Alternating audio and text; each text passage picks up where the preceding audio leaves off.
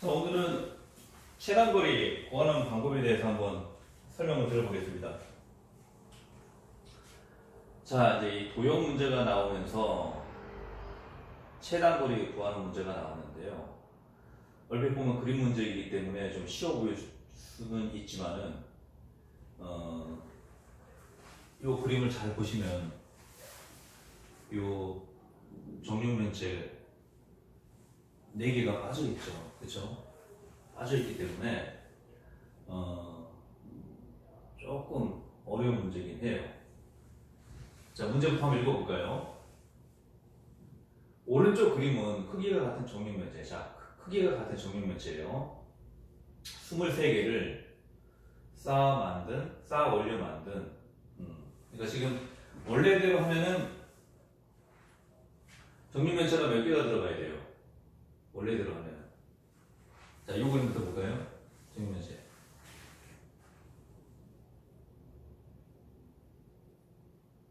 27개가 들어가죠. 그렇죠? 27개. 3, 3, 9. 그렇죠? 9 곱하기 4. 27개. 27개가 들어가야 되는데 4개가 빠졌어요. 4개.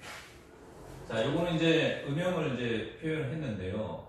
위에서 빛을 비추고 있는 장면을 생각하시면 됩니다. 그러면 이 4개가 지금 빠져 있는 게 이해가 되시죠? 그렇죠? 자, 4개가 빠진 그 23개를 쌓아 올려 만든 입체 도형이다. 4개가 지금 빠졌다는 거예요. 4개가. 자, 정육면체 모서리를 따라서, 자, 이 모서리, 이런 것들을 이제 모서리라고 그러죠.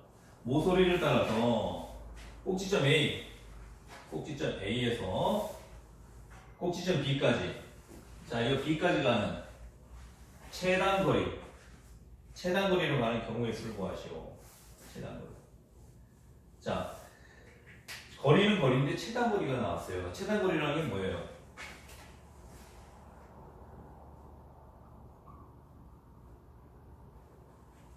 최단거리라는 게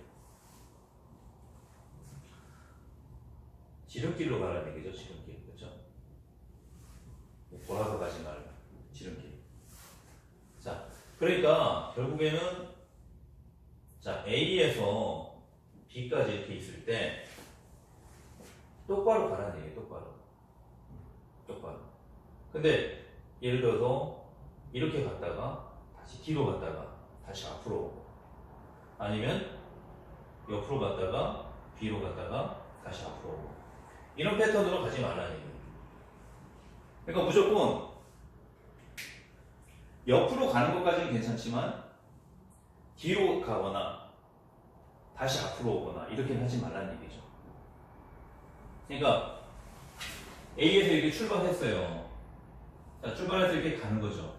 가다가 다시 이렇게 가지 말라는 얘기예요.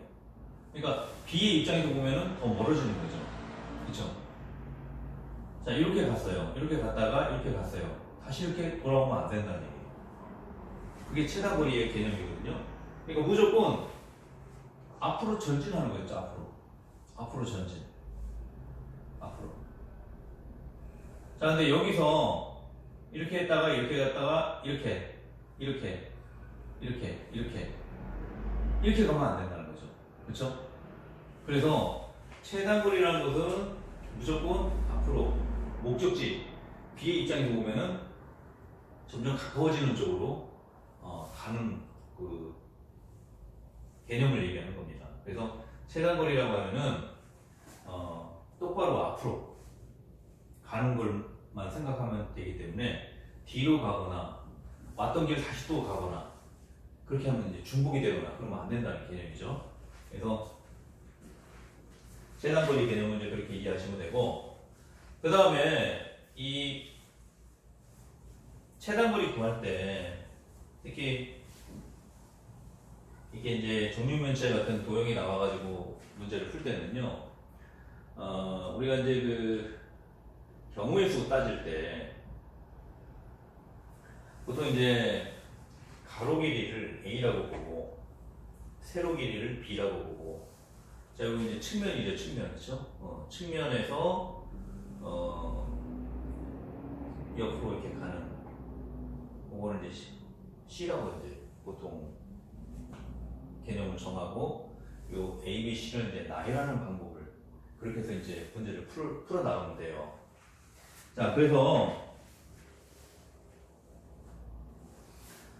예를 들어서 자, A가 A에서 B까지 간다. 자, 이런 경우가 있어요. 그러면 이런 거는 이제 너무 간단한 거니까 우리가 그냥 뭐 수학적인 그런 개념 없이도 딱 두 가지 방법이 있는 거죠. 이렇게 가고 이렇게 가고 또 이렇게 가고 이렇게 가고 그렇죠? 딱 두 가지가 나와요. 두 가지. 근데 만약에 이렇게 갔다가 다시 돌아왔다가 이렇게 가면 안 된다는 얘기예요. 무조건 계속 전진이에요. 전진. 이렇게 그렇죠? 네. 딱 두 가지가 나와요. 요걸 이제 수학적으로 풀면은 얘가 가로가 A고 세로가 B일 때 자, 첫 번째 경우는 B를 먼저 가고 다음에 A가 된 거잖아요. 그쵸?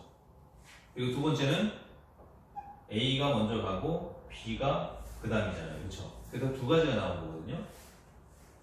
그러니까 A가 먼저냐 B가 먼저냐 얼핏 보면 우리가 볼 때는 순서가 연관이 있는 것처럼 보이죠. 순서. 그쵸? 근데 요거를 한 번 더 보실 필요가 있어요. 자, 이번에 두 칸이에요. A가 두 개고 B가 한 개죠. 그쵸? 네. 그러면 A가 두 개고 B가 하나일 때 여기서 요 세 개를 뽑아가지고 나열하는 방법이냐 아니면 그냥 뽑기만 하는 거냐. 나열하면은 순열이 되는 거고 뽑기만 하면은 조합이 되는 거죠. 그쵸? 자, 그 개념을 정확하게 이해를 하셔야 돼요. 자, 요거는 이제 우리가 좀 한 번 더 생각해야 되는데 B로 먼저 갔다가 A로 갔다가 A로 가. A 이렇게 가거나. 그렇죠? 네. 그 다음에 A로 갔다가 B로 갔다가 다시 A로 A, B, A. 그렇죠? 그 다음에 세 번째 A로 갔다가 A로 갔다가 다음에 B. 이렇게 해서 이제 세 가지가 나온단 말이에요. 세 가지. 그렇죠? 세 가지. 그러면 여기서 이제 우리가 좀 생각해야 될 게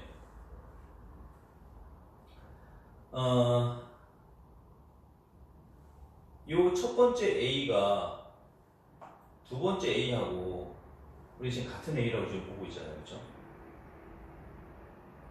여기서 딱 보면은 B를 먼저 뽑고 AA, B 얼핏 보면 순서하고 관련되어 있는 것 같아서 순열처럼 생각할 수 있는데요. 자, 이 A하고 A만 비교해 보면은 얘는 첫 번째 A, 얘는 두 번째 A라고 만약에 하면은 A1, A2밖에 안 나오잖아요. 여기도 지금 A1, A2가 된 거죠. 그렇죠? A1, A2. A2부터 갈 수는 없다는 거죠. 여기서 건너뛰어갖고 얘부터 할 수는 없잖아요. 이건 무슨 얘기냐면은 이미 순서가 정해져 있는 거예요. 그러니까 순서가 정해져 있기 때문에 B, A2, A1은 나올 수가 없다는 거죠. 나올 수가 없기 때문에 이미 고정된 거기 때문에 이거는 조합으로 가야 된다. 조합. 만약에 나열한 거면은 얘도 성립이 되겠죠. 그렇죠? 나열한 거면은 A2, A1 이하고 좀 다른 거니까. 그렇죠? 근데 이거 하나밖에 안 나오잖아요. 이건 뭐냐면은 이미 여기서의 순서는 의미가 없다는 거예요. 같은 것끼리는. 그래서 조합의 개념으로 봐야 된다는 거죠. 조합의 개념으로. 요거를 정확하게 이해를 해야 됩니다.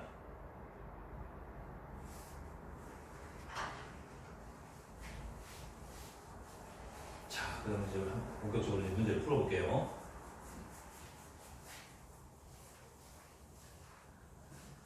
자, 이런 이제 최단거리 구할 때는 길목을 잘 잡아야 되거든요.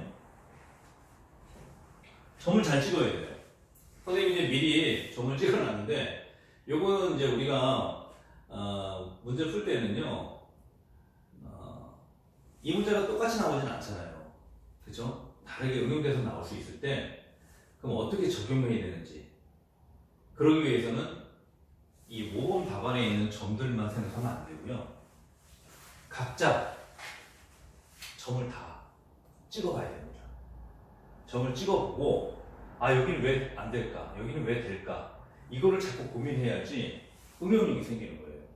그래야지 어떤 새로운 유형의 문제들을 접할 때도 여기저기 점을 찍어보고 되는지 안 되는지를 체크하면서 문제를 풀어나가면서 쉽게 좀 풀어나갈 수가 있는 거죠. 자, 이걸 잘 한번 생각해 보십시오. 여기서 지금 물론 4개가 빠졌잖아요. 정규면체 4개가 그렇죠? 4개가 빠졌는데 정상적인 거에서 보면은 자 여기 선생님이 PQRS라고 점을 찍었는데 자 왜 거기다가 점을 찍었는지 설명을 한번 좀 드려볼게요. 이렇게 이제 비어있는 공간을 감안해가지고 최단거리 구하려면요. 자, A에서 이렇게 해서 이렇게 가는 경우, 또 A에서 여기 거쳐서 막 이렇게 가는 경우, 또 A에서 여기 거쳐서 이렇게 가는 경우, 여러 가지가 있죠. 그렇죠? 그 경우들을 다 더하려면은, 다 계산해서 더하게 되면은, 좀 시간이 굉장히 많이 걸립니다. 그래서 이런 문제들은 그렇게 접근하면 안 되고요. 수학에서는 정해진 시간 안에 최대한으로 문제를 빨리 풀어낼 수 있는 그런 능력을 체크하는 거기 때문에 너무 시간이 많이 걸리는 것들은 문제가 잘못되는 거예요. 예. 또 그렇게 풀라고 문제를 만들어내지도 않고요. 자, 이런 문제를 이렇게 접근을 하시는 거예요. 이 빠진 4개를 채워넣는 거죠. 이게 채웠죠? 채워넣었어요. 4개를. 채워놓고 여기에서 A에서 B까지 가는 모든 경우의 수 있죠. 모든 경우의 수를 구하고 거기에서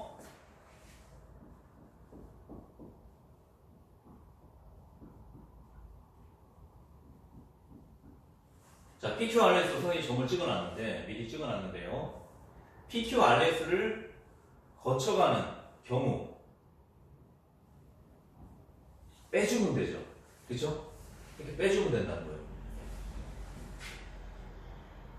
모든 경우에서 PQRS를 거쳐서 B까지 가는 경우를 빼주면은 여기서 빠진 상태에서 가는 모든 경우의 수가 나오는 거죠. 최단거리의 경우의 수가. 그렇죠?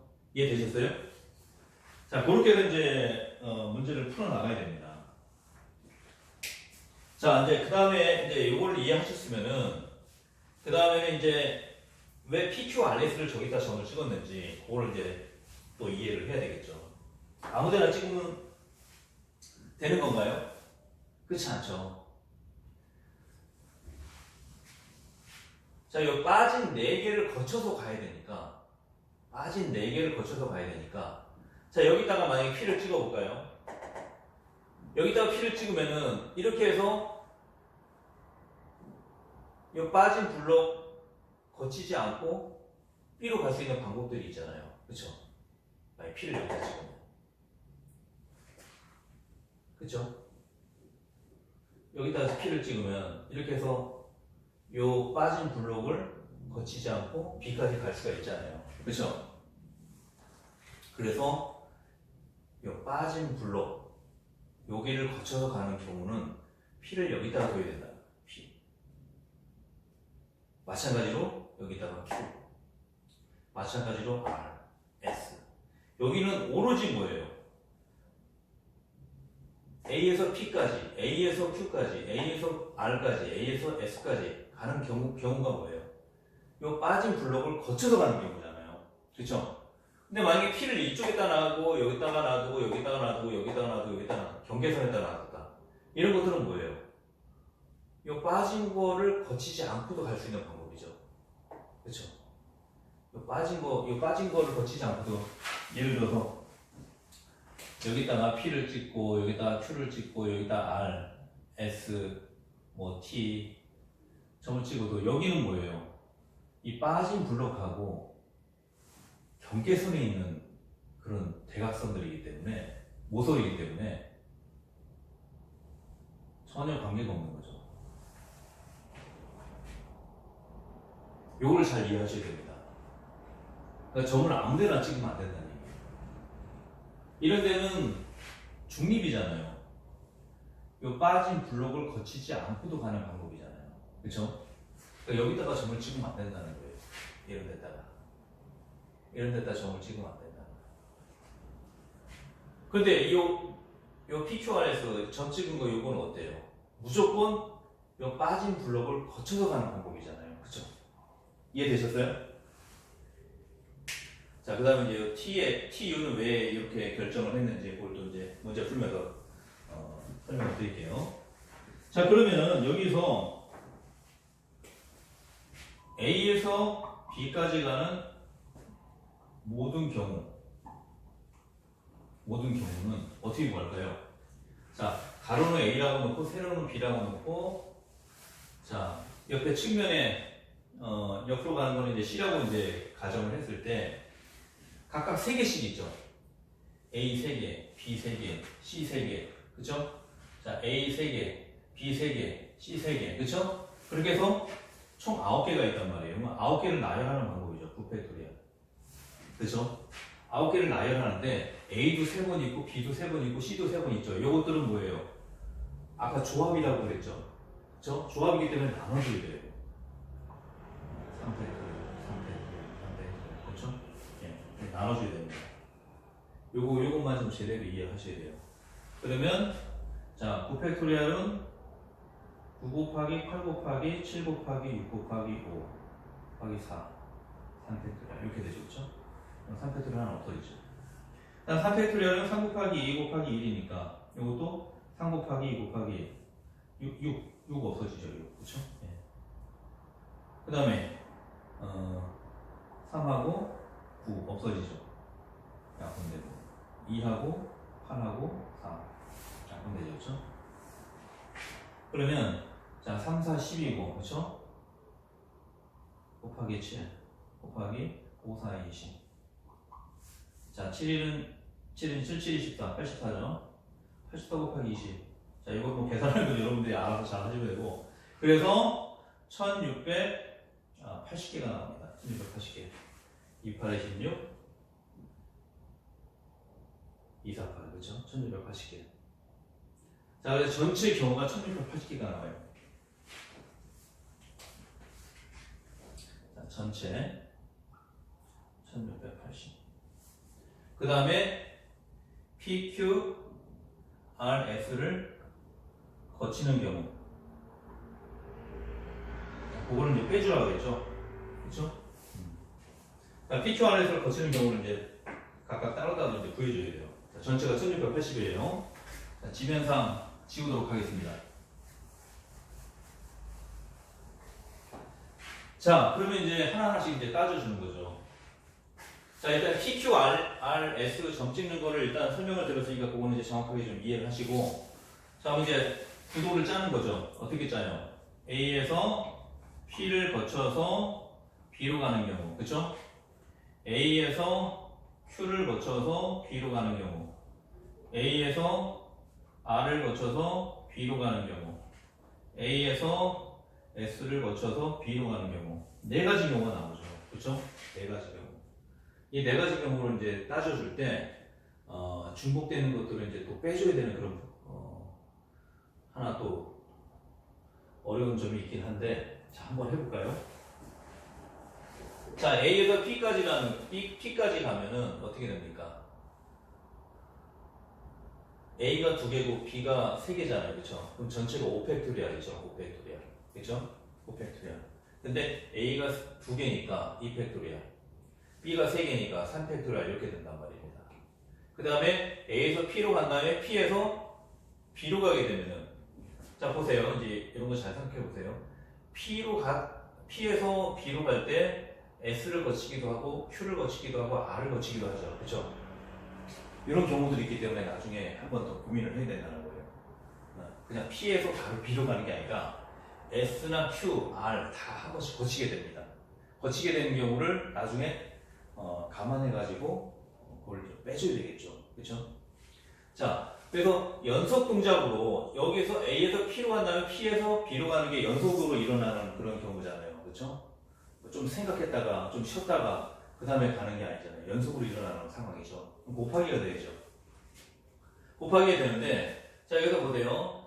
A가 하나 있죠. 그 다음에 옆으로 가는 게 C라고 했죠. C가 3개 있죠. 그러면 전체가 4팩토리얼이죠. 그렇죠?